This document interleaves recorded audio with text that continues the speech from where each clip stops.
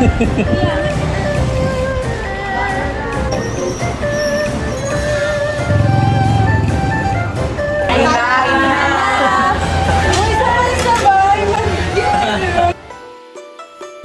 guys, we're here at Binondo!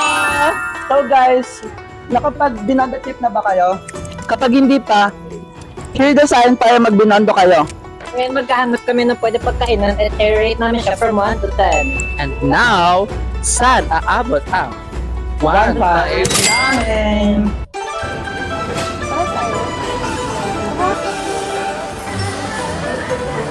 Magkano yan?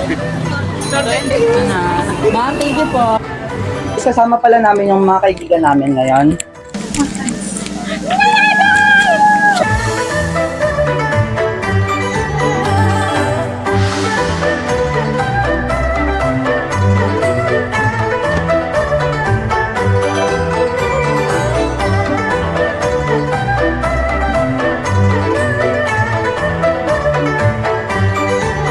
Hey guys! Hi! So yun guys, ngayon, kahanap kami ng mga kakainan namin ngayon at sana abot ang pera namin. Yes! Let's go! At Go guys! yun na nga Wait guys. lang! Samahan nyo kami tumakas! Let's go! Wait! Plus, di nyo pala alam, nandito kami ngayon sa Binondo. Tadan! Sa Binondo. Bahay ni Bingo!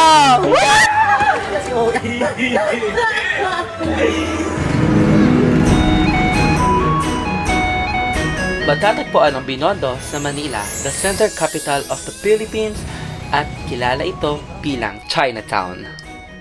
Itinaga ang Binondo na pinakamatagal na Chinatown sa buong mundo, na itinayo noong 1594, at ito ang pangunahing bentahan ng Pilipinas noong panahong sinakop tayo ng mga Amerikano. Samahan nyo kami para tikman ang mga sikat na kainan dito sa Binondo at kung saan kilalanin natin ang kultura dito. Sa video na ito, ipapakita namin sa inyo ang dinadayo, pinipilahan at kinahumalingan ngayon ng karamihan dito nga sa Binondo. Ang lakas makabudol ng mga TikTokers at vlogger dito, no? Kaya itatry natin ang mga ilan sa mga sikat na kainan dito.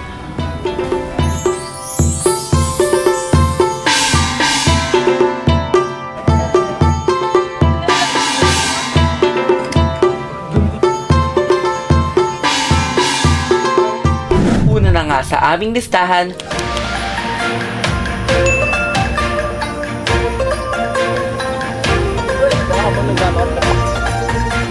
At our first stop, expect a line here. Pero wag mag-alala, you won't be waiting that long because they give the siopaw right away, unlike others na hihintayin mo pa lutuin. Shanghai Fried Siopaw was created in 1985. It's the home of the original fried siopaw. The bottom is the only toasted and the inside is meaty and soft.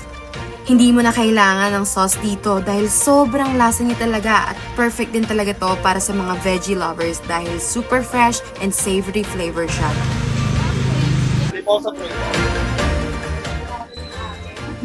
For the revelation. Basic kapay tayo mo kumain. Grabe ang lambot! Grabe ang sarap! Grabe! Ano natin? Go. Ang sarap! Ang sarap niya, promise.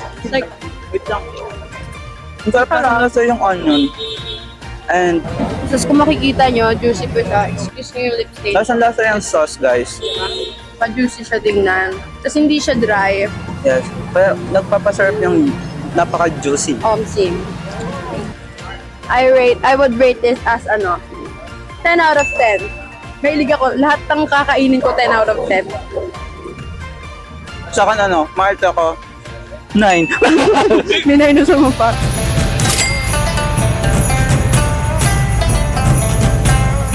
our next stop is isa uli na mahabang pila. Well, not new to Binondo. Pinipilahan din ng mga karamihan dahil sa bestseller nilang Ube Buchi at meron din silang isang flavor na custard. Mga tao ngayon kasi holiday and ngayon is Pila kami dyan, 150 lang. Titikman namin kung sarap yung Binondo Bites. While we are waiting in line, we visited muna sa Engbitin to shop around. Your Binondo trip won't be complete without visiting their huge branch here at Binondo. Eng Bitin is very popular for their Chinese pasalubong such as hopia, tikoy, and mooncakes. We bought few delicacies but we won't be subtracting this to our budget dahil personal gastos siya since it's for pasalubong naman. With lots of choices and variation to choose from, definitely a great place to buy pasalubongs. Natapos na kami sa Engbitin pero nakapila pa rin kami dito. Let's see if worth it ba ang pila namin dito. Ano oras po kayo nagbubukas po? Nagbubukas ng 7:30. Tapos yung closing nyo po? 10 ng gabi. Ganong bago. Sige po, 10. So yun guys. Ma'am, thank you po.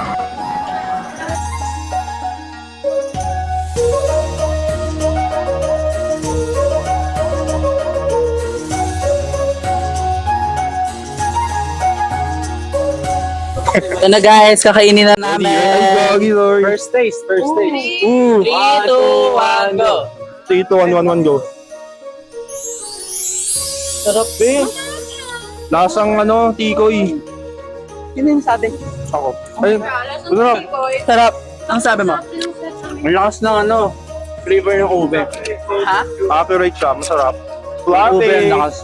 Ikaw, ano sabi mo? Sarap. Ikaw, Be, ano sabi mo? Sabi. Malambot Sobrang na, sarap, be. Parang mozzarella. Sarap. Sarap, So guys. soft. Sobrang sarap, sobrang soft. Ang Sticky na Pwede po siya sa Nalalasahan ko buhay. yung LRT sa kamay ko. Sobrang sarap. Ang creamy niya. True. Damang-dama mo yung ube niya, guys. Kaya, pumunta na kayo dito sa Binondo Bites. Solid. Great, sarap. Rate, 10. Hindi, 9. Kasi yung habang pila. 11. Ano ba? 8.5. I rate it 9. Ano ulit? 8.3. Ano rate mo? 9. 9 daw. 9.5. Sabi ko 10. Akin 8.2 sa'yo. Sa akin, 8.4. Sarap na yan. Let's go. Sarap.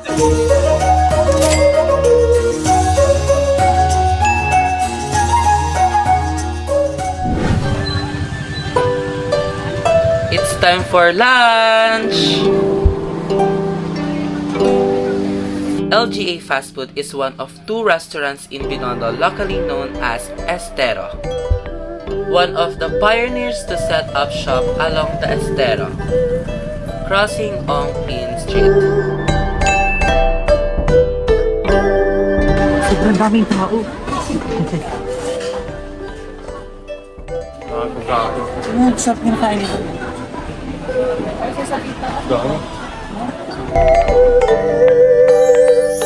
There is a lot to choose from.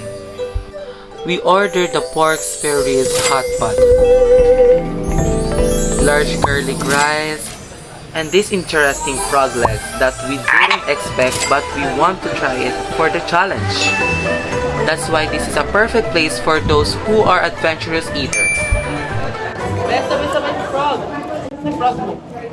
Wait, ang mag-flex ko lang ba?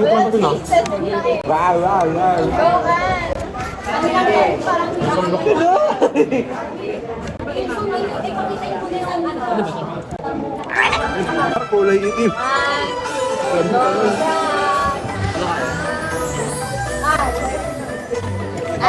Ayun, sarap.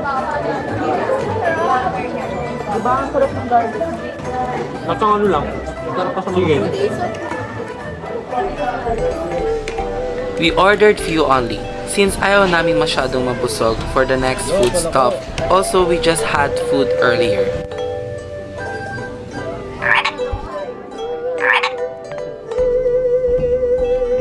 Hinawakan mo yung palaka. Seasoning. Basta malasa mo talaga yung... how's the texture? Normal Yan din. chicken lang. Hindi mo akalain pala ka. Pero masarap siya. Wala na yung sauce ng garlic. Ayoko na kasi ng green tea. Sarap daw guys. Gustong gusto niya.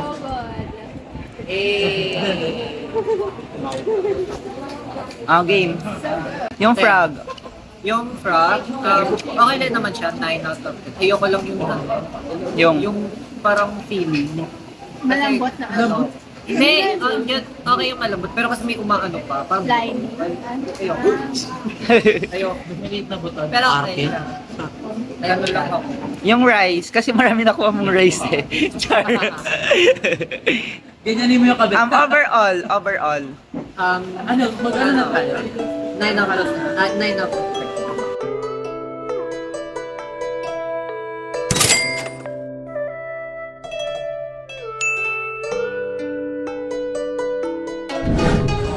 Bago kami pumunta sa aming next destination, nakita namin itong tanghulo sa kanto. Wala siyang physical store but it is located sa tapat lamang ng Mr. Ube. A snack lang after the food we had nung lunch. Meron silang different kinds of tanghulo, different foods that is being coated in melted sugar, and meron din silang chocolate coated ones. Ordinary lang siya na tanghulo with orange and grape. Yeah, ano yung sa akin is strawberry na may chocolate. So, tikman natin. Cheers!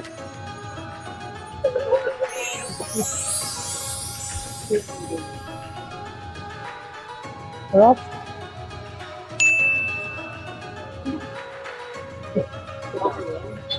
Ang sarap. 9 over 10 para sa akin. Kung i-rate ko siya. Ang sarap niya. Like, natutuno yung juice sa sugar. And yun yung pinaka-best feeling kapag kakain ng tanghulo. Dito naman, kaya naging 9 kasi hindi siya malamig. Masarap siya pag sobrang lamig. Pero masarap, guys. 50 lang. Kaya guys, bili kayo na to. Try nyo, sarap.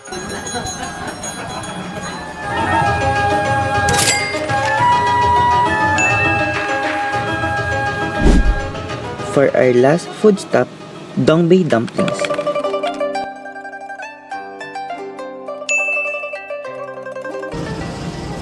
Known for their authentic and freshly made kuchay dumplings. It is made to order, kaya naman hindi kami nagpahuli at nagantay kami dito ng ilang minuto. At marami din kaming kasamang nagantay para sa kanilang masasarap na dumplings. By the way, wala nga palang dine-in dito, kaya sa tabi na lang kami umupo para tikman itong masarap na dumplings. Best part is, we were able to taste it as a group. At pasok na pasok siya sa aming budget for only 200 pesos for 14 pieces. So ngayon, bumili kami ngayon ng ng boiled kuchayo with pork.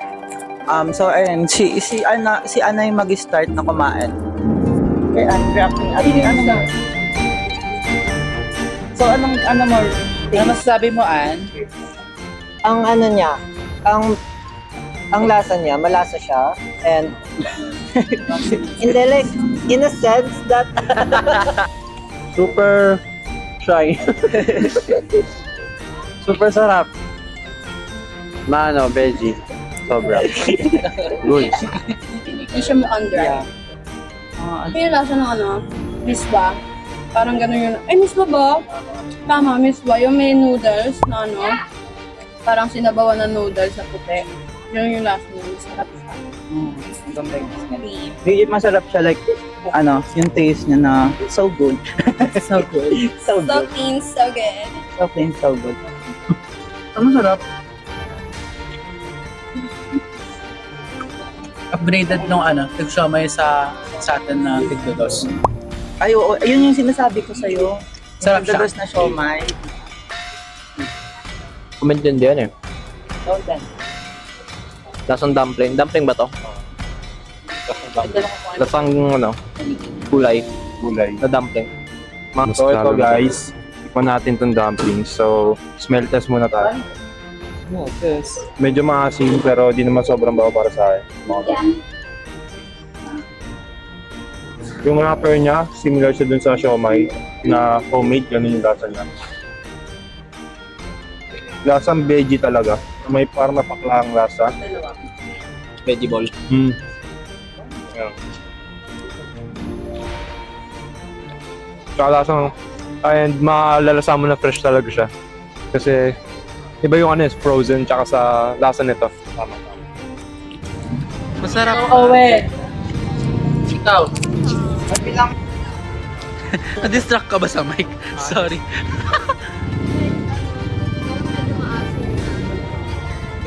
Dahil sa vinegar, no? 6. 8 out of 10.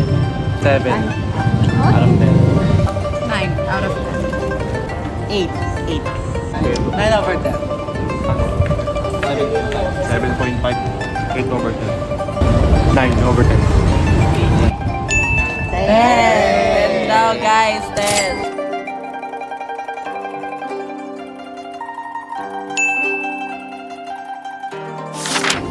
Kaya pa? Kaya pa, guys?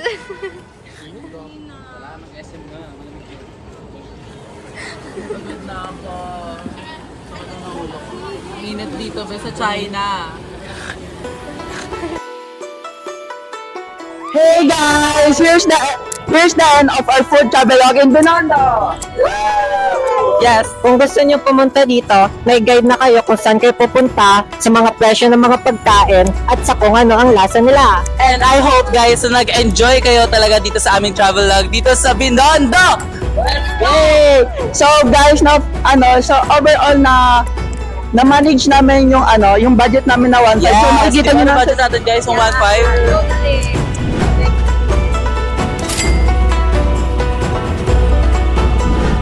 And guys, nag-enjoy ba lahat? Yes! Overall rating na experience Yes. sa Binondo, ikaw? Is 1, 2, 3. Isa. Kaya ko lahat. Isa. Okay, mine is 9. 9.3. 7 kasi sobrang init. Ikaw. 8. 10. 9.5. 6. Sa akin, 8. Kasi ano, pala naman ako. ay yung videographer. 8. So guys, yun lang. And I hope guys nag-enjoy talaga kayo. Bye! Kaya pa? Kaya pa, guys?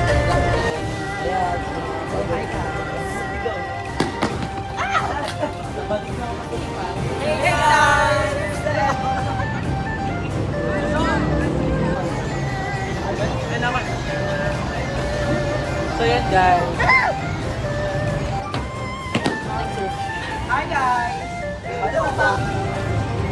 One, two, three, go.